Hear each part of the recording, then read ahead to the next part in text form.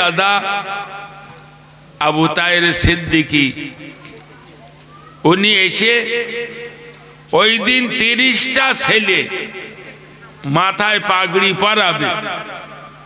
30টা ছেলে বুখারী শরীফ পাশ করে তারা পাগড়ি নেবে আপনাদের দাওয়াত দিতে যাওয়ার জন্য।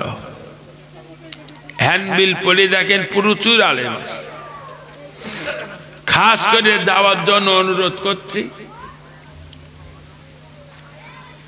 যদি পারেন এখান থেকে দুটো গাড়ি যাবে, গাড়ি ভাড়া ইয়াকুব দেবে, আমার নাম ইয়াকুব বলো, তাও যাবে না নাকি?